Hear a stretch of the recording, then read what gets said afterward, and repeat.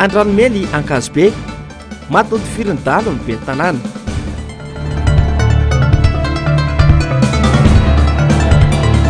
Areto maso manodidina ny 4 isan'andro ny olona manao fizahana.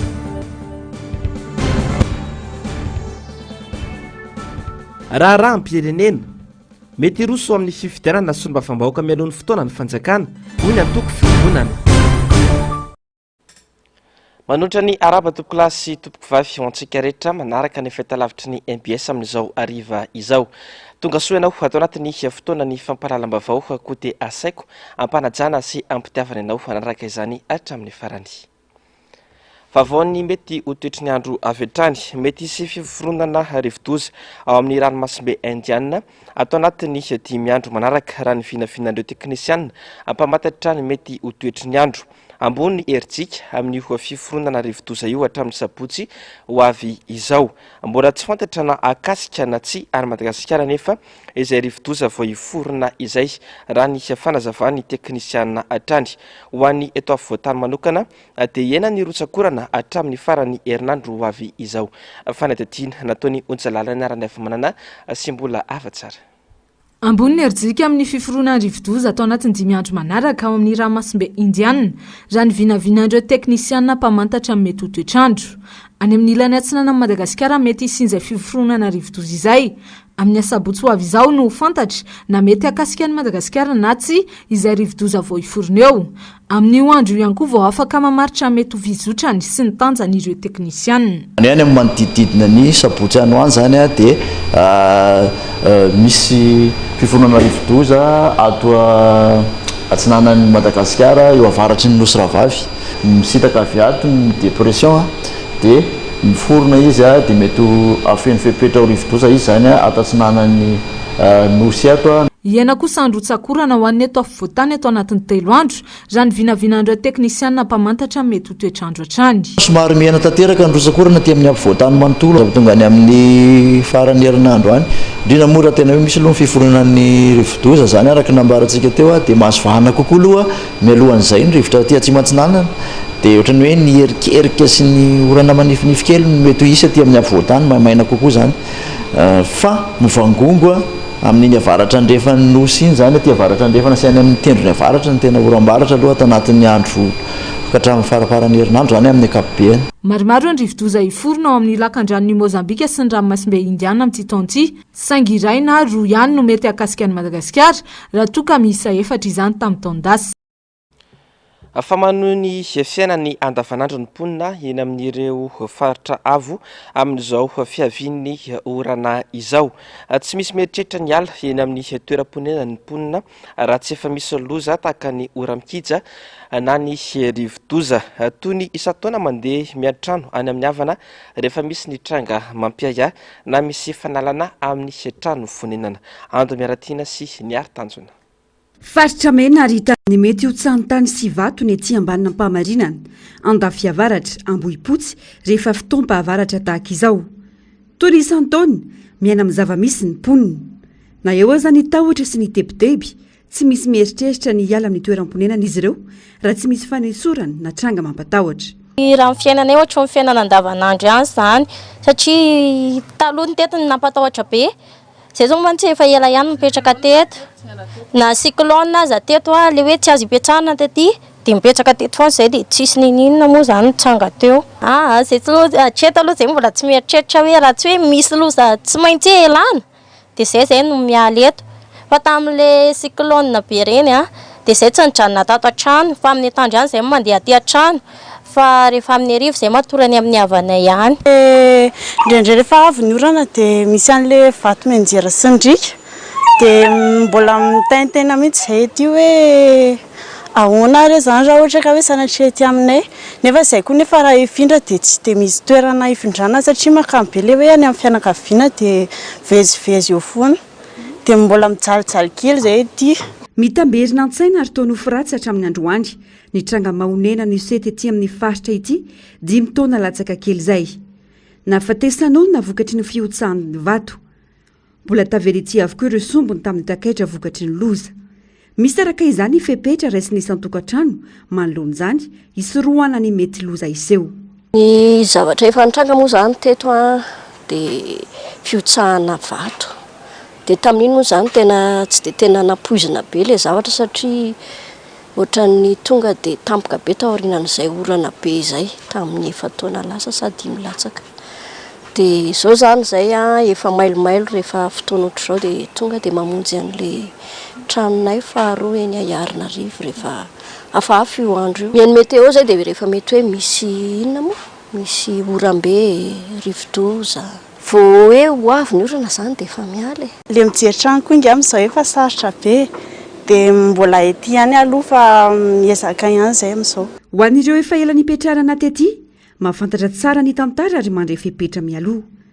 Misy kosa anefa ireo voasamba no hiatrika fotoam-pahavaratra ety ary tsy mahafantatra na inona na inona. Miankina amin'ny zava-misy kosa vao manapa-kevitra hoy ny fanazavana. Ka ety mba akaiky an'ilay toerana iasanay dia pakaiky fangalana entana sy ny ohatr'izany. Satria taloha mbola tsy dia misy tranga dia mbola tsy dia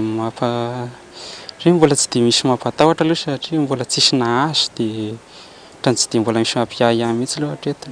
Raha tsy hoe miankina izay zava-miseho aloha zany dia izay vao mahita hoe tokony efa hiala ve sa hoe ihany. Ny 20 Novambra 2022 lasa teo, efa nametrahana saina mena ireo toerana ina iotsaka amin'izao fotoam-pahavaratra izao. Saina mena misy taraiky amin'ny 30 avy amin'ny BNJRC, 70 avy amin'ny vokovoko mena malagasy no napetraka tetỳ amin'ny Fokontany Manjakamiadana, Ambanimpahamarina sy Andafiavaratra, Ambohipotsy izay voasokajy ho faritra Tandindondoza amin'ny mety sy fiotsahantany sy fianjaran'ny vato ateraky ny rotsan-korana. Nisy ny fanentanana ny olona voakasika hifindra toerana isoroana ny fahavoazana mety iseho. Tsy ny faritra avy ihany fa mila mailo ny rehetra amin'izao fotoam-pahavaratra izao toy ny any amin'ny faritra Iva mba ho mailo amin'ny mety fiakarany rano ihany koa. Vaovao ny trangam-piarahamonina izay hatrany, trangam-piarahamonina maty sy notifiry ny dahalo ny ben'ny tanàna ao Andranomiakely, distrika Anakazobe ny alahady lasa teo. Dahalo ampolony nanao fanamiana mpitandro filaminana niaraka tamin'ny Kalaknikov sy Massa 36 ireo nanafika ny tanàna ireo. Tranga izay mampametra-panontaniana ny maro ny antony ny avin'ireo fitaovam-piadiana arifomba eny am-pelatanan'ireo malaso ireo. Mahatsiaro tsy misy mpiaro ny Valalabe mandry malona ny zava-misy amin'izao fotoana izao. Ando Miaratiana sy ny Aritanjona. Nandihy izany dahalo indray ny alahady lasa teo tokony ho tamin'ny 2 alina ny tanàna Andranομely ao amin'ny distrika Anakazobe. Dahalo ampolony manao akanjo miaramila sy ny rongo fitaovam-piadiana mahery vaika toy ny Kalachnikov, ny Massa 36 no nanafika ny tanàna. Mpiambina sivily iray no nosamborin'izy ireo teo ampidirana ny tanàna raha ny vaovao ary no terena anoro izay toerana misy zandary. Rehefa izay no tafian'izy ireo ny tobon'ny zandary sy ny trano ny ngaben'ny tanàna. Nodidin'izy ireo ihany koa ireo zandary niambina teo afovoan-tanàna. Tsy nisy andraso fa avy dia notifirina teo amin'ny ben'ny tanàna ka maty tsy tradrano. Tranga iray ity tao Ankazobe ity fa mampitondra faisana ny tsy fandriam-pahalemana ankehitriny. Mahatsiaro tsy misy mpiaino Valalabe mandry fa samy miaro ny tena ny sisa. Mampamatra panontaniana ihany koa hoy ny olom-pirenena ny fomba azoan'ireo malaso fitaovam-piadiana mahery vaika toy ny any mpitandro ny filaminana entina ampiororona ny fiarahamonina, andratrana sy amonoana mihitsy. Tsy hita makaiza raha teo ihany koa ny tena asan'ireo fitaovana rantiranty isaky ny 20 Jona na tena natao hiaro ny vahoaka sy ny fananany na seho ivelany sy entina miretana fotsiny hoy ny fanazavana. Ny 20 Jona ihany voatazana eny fanaovana matso. Nefa rehefa andavanandro izy rehefa amoretana vahoaka sy ny anina dia izay vao mivoaka indray. Fa ny andavanandro manontolo aloha izy tsy tazana. Mahatsiaro tena tsy voary. Tena hoe ataoko hoe tsy mandry fahalemana zany ny tany. Tsy mandry fahalemana ny tany na amin'ny andro alina na amin'ny andro atoandro zany dia mitovy ihany satria na mitsangana anao na matory zany dia mieritreritra foana ianao zany ahoana ny fandriam-pahalemako. Raha mandry fahalemantsika dia miakatra koa zany toe-karena eto Madagasikara. Raha tsy mandry fahalemantsika dia na ny mpamatsy volana na olona tehaka aty amintsika na ny mpizahatany na ny mpamatsy volana ny olona tompony orinasa kamoka aty amintsika satria tsy manana izay fandriam-pahalemana izay ny orinasa tokony ahonidina ny volana. Ny dahalo raha manana fitaovam-piadiana mety mihoatra mafonja kokoa noho ny mpitandro filaminana dia ireny many mametra-panontaniantsika ohatry ny ahoana ny azahoan'le malaso na ny dahalo an'ireny fitaovam-piadiana ireny satria rehefa manafika zao ny malaso dia mampiasa fitaovana izy. Ny olona moa zany amin'ny maha-olom-pirenena tsotra rehefa mahita an'ireny fitaovam-piadiana ireny dia matahotra ny olona tsy afaka manohatra zany. Dia ireny zany anisany tokony hojerena hoe ohatry ny ahoana nahatongavana ireny fitaovam-piadiana ireny ampelantanan'ny olona hoentin'ny olona mampiorohoro zany ny fiarahamonina. Ny olom-pirenena zao mieritreritra hoe mbo tsara fiarovana nefa tsy arakarak'izay ohatra mbola mipoitra ihany le asan-dalo any aminay tsy mandra ny tany ny dalo ny tena manao antehany mihitsy teo aloha teo dia zao zany vao milamindamindrantsika nefa na izany hoe mandry tsy lavoloha ny tena raha toka hoe vofotsiny izy ny alika amin'ny alina dia efa mifohanao aloha tsy isy fa dia tonga dia ohatrany hoe odibasina alika le mitsoka ihany ny fanafotana atao izay avoahana ny trano dia aleha tsy antanan-dehibe tsy ambanivohitra samy hitrangana tsy fandriam-pahalemana avokoa misy eo amin'ny endriny maro zany ny tsy fisinasa ny fahantrana no anisan'ny antony mampirongatra ny tsy fandriam-pahalemana na tiana na tsy tiana misy fandraisan'ny betsaka amin'ny fampandrosoana ny firenena iray zany ka mila sina fieverana aingana. Vavao ny trangam-piarahamonina izay hatrany tovolahy iray 5 taona nanolana zazavavy kely 7 taona no matin'ny fitsaram-bahoaka atao Ambalamahoko Andraijoro commune ny Bekorotsaka distrika ny Mampikony vao nivoaka ny fonja ity tovolahy ity raha ny fantatra ka izao nampiatra ny filandratsiny tamin'ity zazavavy kely ity izao ny maraina ny sabotsy lasa teo feony kikika ny antsy vonjeo no eny ny fokon'olona ka nitarika tamin'izao fitsaram-bahoaka izao vatana mangatsika ilay tovolahy sisa no vatany mpitandro filaminana ny alahady araka ny vavao raha efa nahazo fitsaboana sahaza azy kosa ilay tovovavy kely niarany fahalalana. Fahomby mahery ny 70 atao amin'ny faritra Atsinanana no nahitana ratra teo amin'ny taresy ny sofina na ny kibo nanomboka ny taona 2024 hatramin'izao raha ny vavao avy any an-toerana tombanana ho andiana alika liandra ity manafika omby any an-toerana ity raha ny fanazavana hatrany isy ny fidinana ifotony ataony tompona andraikitra voakasika amantarana ny tena mombamomba nyity tranga hafahafa ity ando miaratina sy ny ary-tanjona. Gaville tombanana hokakerina biby izy ireo no ny ratra hita amin'ny vatany toy ny tare ny sofina na kibo raha ny loharany bavao iray tao anaty tamazotra antserasera tombanana ho andiana alikaly indray ity manafika omby any an-toerana ity ho ny sampandra raha misana ny fitsaboana biby saingy tsy mbola voamarina kosa izany satria tsy mbola nisy nahita maso ny tranga. Nanomboka ny taona 2024 no nahitana ity tranga ity hatramin'ny katonina ny labatoara tany an-toerana ka ireo omby mifatotra anaty ala no tena mitondra faisana.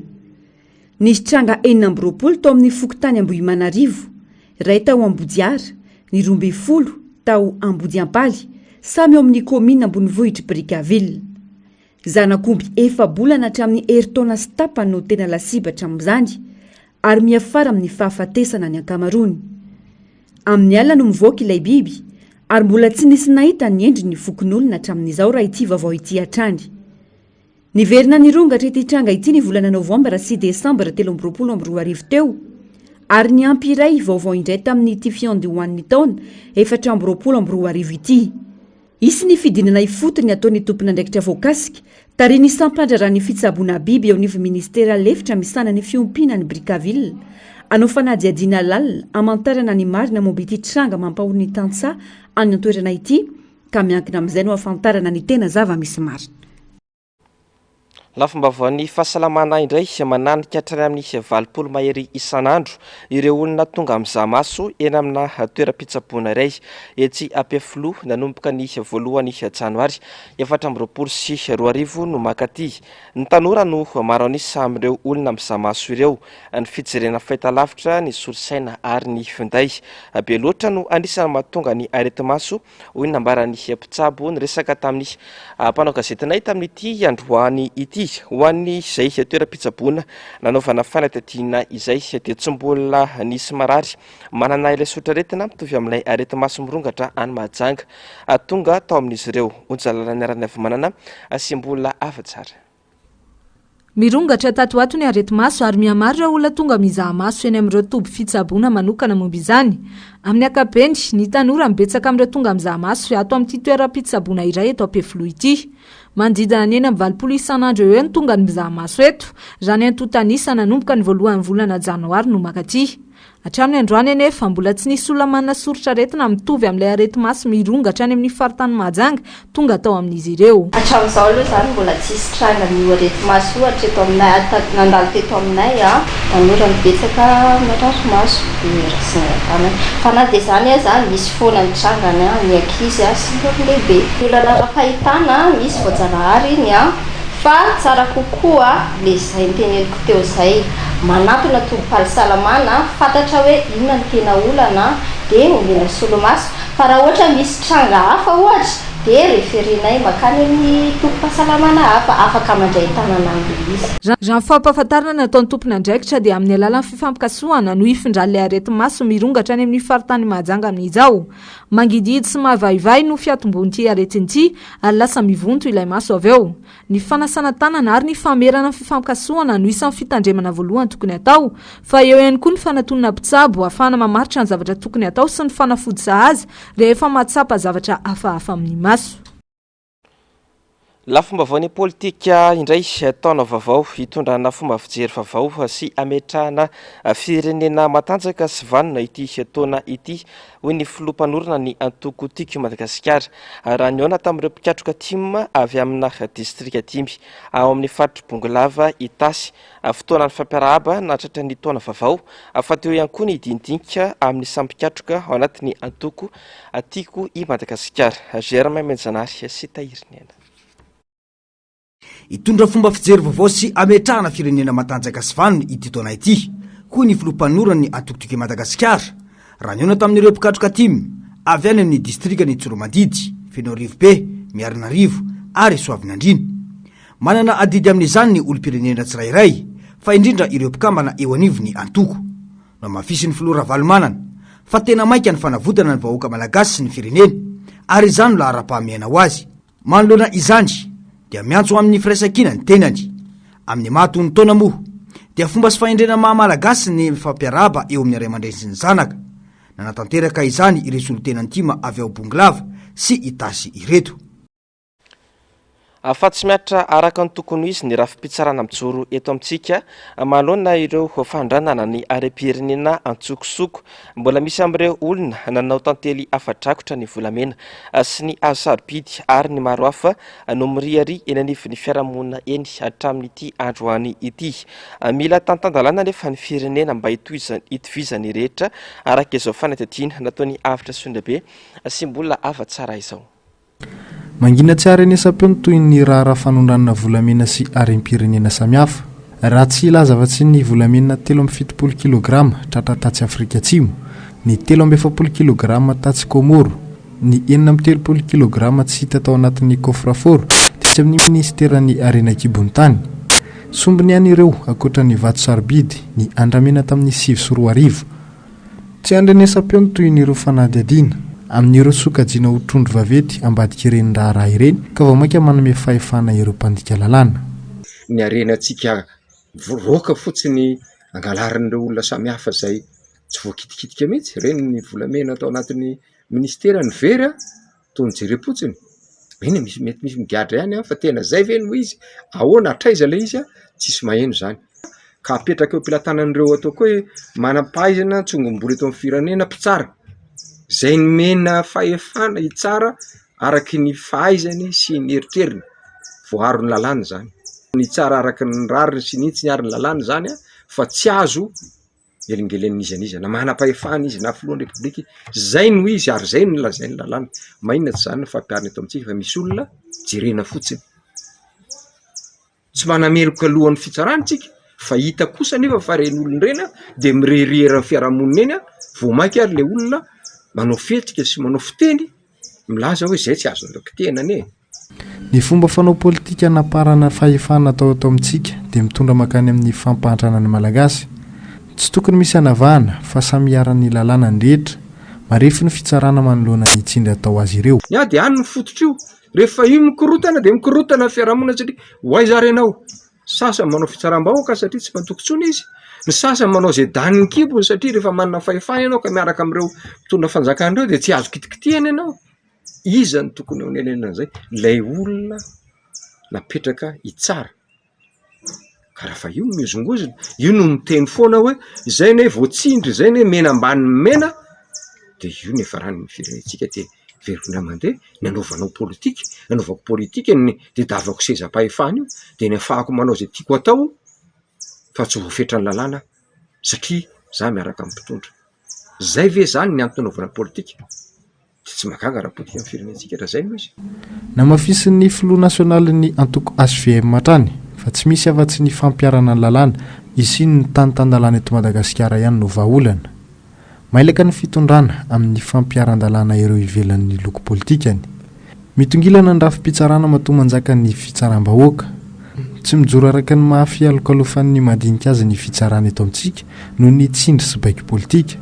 Misy fetraikany amin'ny fahazotoan'ny mpiara-miombonantoka eto amintsika nefa izay fitany ilan'ny fitsarana izay ka mampitotongana ny toe-karena malagasy ihany koa. Fa mamaritra ny fomba fanendren'ny filoham-pirenena ny praiminisitra lehibe ny governemanta ny 450 ao anatin'ny lalam-panorenana. Samihafa no fandikan'ny fitsarana avy momba lalam-panorenana na ny HCC io andinio ao amin'ny lalam-panorenana tamin'ny taona 2024 sy amin'izao fotoana izao. Rehefa niova ny mpitondra dia niova ihany koa ny fandikany HCC izany. Tsy ny lalàna akory ny no ratsy fa ny fandikana azy sy ny famadiana azy ho tombontsoa manokana ho an'izay mahazo fitondrana. Hoatran'ny filoha nasionaly ny antoko hery vaovao ho an'ny Madagasikara. Arivo Rakotovao, Germain Menjanary sy Tahiriny aina. Isan'ny fositry ny olana eto amintsika ny fitsarana avy momba lalam-pandrenana sy ny fomba fandikany lalàna misy. Tsy mandray fanapahan-kevitra araky ny lalàna fa miara fanjakana ka mitady ny fomba rehetra amadihana ilay lalàna amin'ny toko sy ny andininy mba ifanaraka amin'ny filana izay eo amin'ny fitondrana sy ny fanjakana. Tsapy izany nandritra ny fanazavana izay nataon'ny Rivo Rakotovao ny andininy 450 ao amin'ny lalam-pandrenana izay manome fahefanan'ny parlemantera anolotra praiminisitra. Ratsahivina hoy ity mpanao politika ity dia afa no nandikany HCC io andininy 450 io tamin'ny taona 2012. Dia manana maro anisy koa mbola nisy raha tamin'ny taona 2012 dia hafa ny tenen'ny HCC. Laza izy izay manana maro anisy ao anatin'ny Assemblée nationale. Zay ny lazainy natonga tamin'ny andro Ngiarajoara Mampianina ireny.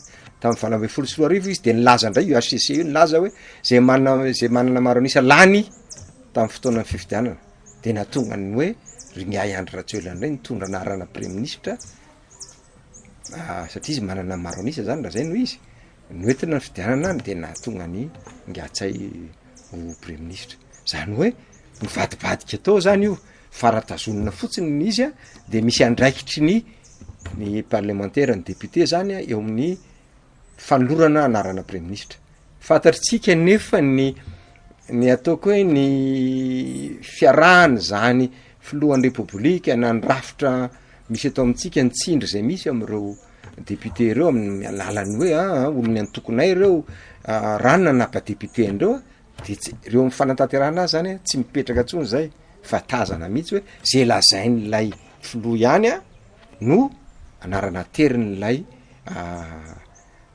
parlementaire député. Efa nisy paikady politika nataon'ny filohan'ny fahefana avo ny teteza mita tamin'ny taona 2024 ny nanaovana io lalam-pandrenana io ka nametrahana io andininy 450 io ho hatrany ny nambarany. Dia zay mahatonga verina mandeha mahatonga amin'ny fitondram-panjakana ny ady mafy mihitsy mieritreritra foana hoe alao any ariana amin'ny présidentielle ny fanaovana ny député amin'izay moramora kokoa ny nanana maro anisa anatin'ilay izy ka tsy isiny zany hoe sendrasendra zany hoe manohatra ny député. Hitantsika zany tamin'ny faran'ny taona 2024 nanao motion de censure ny député, tezitra ny fitondram-panjakana, tezitra ny filoham-pirenena, tezitra ny praiminisitra satria taitra izy hoe fa manino ireto no mandeha mandaa zay tiantsika tao nefa olontsika ireo tsika napa-député andreo. Dia inona ary zany le article 54 aiza ny fahaleovan-tenan'ireo olon'ireo, aiza ny fisaraha-pahefana resabe fotsiny anatin'ny constitution le izy. Tsy ny lalàna no ratsy na ilay lalam-panorenana no olana fa ny fandikana azy hitondra tombotsoa manokana ho an'ny fitondrana na ny mpitondra ka mampiovaova ny dikany isaky ny miova mpitondra ho iatrany ity mpanao politika ity. Fa mety iroso amin'ny fifidianana sy mba-fambahoaka mialohan'ny fotoana ny fanjakana raha ny sesiondresaka eno amin'izao fotoana izao ho ny sekretera jeneraly ny antoko fiombonana raha tafaresaka tamin'ny mpanao gazetinay androany mahatsapa ny mpitondra fa miamalemy ny vondriny sy mba-fambahoaka miarady aminy eo anivon'ny antemera-pirenena ka izany no isan'ny antony androsoana ny fifidianana sy mba-fambahoaka mialoha ho iatrany ity mpanao politika ity kajikajy politika tsy manara-dalàna nefa izany raha ho tanterahany fitondrana izany hoe ny fifidianana sy mba-fambahoaka no alefa mialoha ny fifidianana izay ho be ny tanàna ho iatrany ity mpanao politika ity raha niresaka tamin'ny onjalalana revomanana sy mbola avatsara. Mikasa iroso amin'ny fifidianana sy mba-fambahoaka mialohan'ny fotoana na ny élection législative anticipée ny fanjakana raha ny siosion-dresaka hoy ny sekretera jeneraly ny antoko fiombonana Durlan Retonian tsy manaja ny lalàna velona eto amin'ny firenena nefa izany ny 12 janoary ho avy izao no hifarana fiapitao-piasan'ny ben'ny tanàna ary efa tokony tamin'ny volana aogositra taona 2024 no efa niantso ny mpifidy ny fanjakana ary tokony tamin'ny volana novambra taona 2024 ihany no natao ny fifidianana ben'ny tanàna araka ny voafaritra ao anatin'ny lalàna Fehizoro 2024 tsipika ohatraohatra valo andiny faharoa amby dimapolo tamin'ny 10 Mey 2024 mikasika ny fifidianana sy ny fitsapakevim-bahoaka dia amin'ny vanim-potoana tsy misy ora nanaovana amin'ny fifidianana eto Madagasikara izany hoe eo anelanelany 30 Mey ka hatramin'ny 30 Novambra. Ny fisina toe-javatra tsy azo anoharana hitan'ny seny ihany no ahafahana manova vanim-potoana anovana ny fifidianana io. Raha araka ny lalàna ihany dia 90 andro mialohan'ny fifidianana no tokony hamoaka didim-panjakana miantso ny mpifidy ny governemanta saingy hatramin'ny androany herinandro mialohan'ny fiafaran'ny fiapitao-piasan'ny ben'ny tanàna dia mbola tsy nisy aloha izay fiantsoana mpifidy izay. Nanambara ny sekretera jeneraly ny antoko fiombonana fa ahina hisisika hanao fifidianana sy mba-fambahoaka mialohan'ny fifidianana kominaly ny fanjakana. Kajikajy politika tsy manara-dalàna nefa izany ity ny mpitondra apetraka izany. Lecture manokana zany dia hoe législative alefa aloha eo le ataoko hoe efa fragmenté sy fragilisé ny député IRD sy TGV eo anivon'ny Assemblée nationale. Hitantsika nandrisy ny alohan'ny fidianana filoham-pirenena reny fa betsaka ny député IRD ny vacant.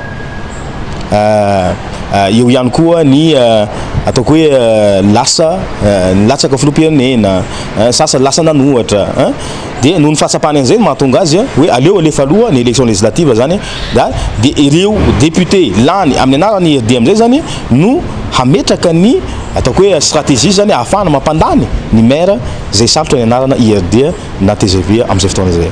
Donc kajikajy politique zany no mahatonga n'ilay élection législative anticipée alefa aloha plutôt que élection communale. Azo atao tsara ho ity mpanao politika ity ny manambatra ireo fifidianana roa ireo saingy mbola mampamentra mpanotaniana raha manam-bola ahafahana manao izany ny fanjakana.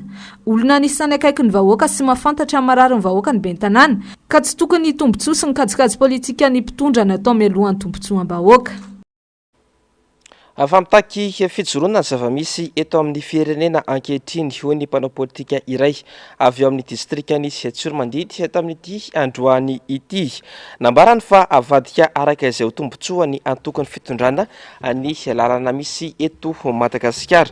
Ohatra ny raisy nandritra izany ny fiarovana sy ny mba-fambahoaka TGV avy eo amin'ny boribory tany fadimy ilay député izay voaroroy tamin'ny Rara Varisimba atao Mahajanga tsy natao iarovana tombotsoa n'olom-bitsy nefa lalana ho iatrany fanazavany raha niresaka tamin'ny Germain Menjanary sy Tahirinena. Tsy natao ho anantokona ho anavondron'olona ny lalàna fa natao ho an'ny rehetra hoy ny faneho-kevitry ny mpanao politika manoloana ilay resabe navoaka ny solom-bava-bahoaka iray manohana fitondrana nilaza fa mananjo-tsy azo samborina ny député. Olom-panjakana sy solom-bava-bahoaka no voakasiky ny Rara Varisimba tao Mahajanga no nahatonga ity teny nivoaka ity. Teny izay mampatsiahy ny fihetsiky ny mpitandro ny filaminana tamin'ny fisamborana solom-bava-bahoaka dia tsy mahamasina izany nandritra ny hetsika fotsy hoy ny fananjavany. Rehefa député inona dia azo samborina ary rehefa député iza dia atao sambo-dokotra fa rehefa lalàna dia matany républicaine Madagasikara dia aloha hitambatra amin'ny anankarena atao hoe lalàna ary hiatra amin'ny zavatra anankarena atao hoe lalàna. Ary raha olo-kafa no miteny ohatrindrena amin'ny aina aman-jery aiza indray ny fipetrany fa dia mampalelo ny zavatra misy eto Madagasikara hoe rehefa iza dia ho samborina rehefa iza dia tsy ho samborina ary fantatritsika tsara fa ny article 73 any iraisan'ny député rehetrarehetra fa tsy hoe ny député amin'ny orange na ny député amin'ny fotsifotsy fa rehefa article na lalam-panorenana dia tokony hajana zay ho an'ny député rehetra hoe manana unité parlementaire ny député rehefa lalàna dia ampiaro ny lalàna fa tsy hoe dipité andrakoto a dia tsy azo samborona rehefa dipité andrabe dia azo samborona mbola tsy maina akory ny ravina ninanana reny nanaovana roa ny dipité sasany samborona reo ohatran'ireny misambotra sanatriandresaka ohatran'ireny misambotra biby reny hitsakitsahana tsisy namaly tsisy ny teny fa rehefa renareo ny samborona asa lazainareo fa vavolombelona ka ito ditehiteny hoe vavolombelona inona moa zany rehefa natsapa izy vavolombelona inona ny idiran'le kaserozy fitomboka sy natirana dipité ho anatina vary ho avoaka fa zany hoe ianareo no eo a dia manao hitsin-dalana nareo a fa ianareo no eo ka eto ditehiteny hoe raha mbola izao foana nataonareo eto dia za dia miteny fa tsaharitra ela ity fitondrantya dia irodana tsy hisy firenena androso ao anatina hitsin-dalana sy fandikana lalàna arak'izay itiavana azy izao ho iatrany ity mpanao politika ity izao zava-misy izao no tokony hitoloman'ny malagasy ho iatrany ny fanazavany mba amerenana ny mahatanitandalàna any Madagasikara. Miverina tanteraka ao anatin'ny vanim-potoana ny mitadiny very ny malagasy amin'izao fotoana izao ho ny iray aman-dreny iray avy any Miarinarivo androany nambara fahalalana ny famerenana ny fanabeazana olom-pirenena na ny antsoina hoe éducation civique ho ao anatin'ny fandaharam-pianarana mba ho tena olom-pirenena tompon'andraikitra ny taranaka any aoriana any tsy misy fazahakasy izany hoy nambarany fa rehefa vazaha ate faza ary Madagasikara ate any malagasy. Germain Menjanary sy Tahirinena. Na inona ambara dia misy fiatraikany amin'ny fiainana eto Madagasikara indrindra fa ny fomba fitantanana ny firenena ny fizakany mpitondra zo-pirenena vahiny hoy ity ray aman-dreny iray avy ao Miarinarivo. Nambarany fa tsy ny vazaha akory no ratsy fa ilay malagasy ny vadika ho vahiny midongy hitondra firenena no olana.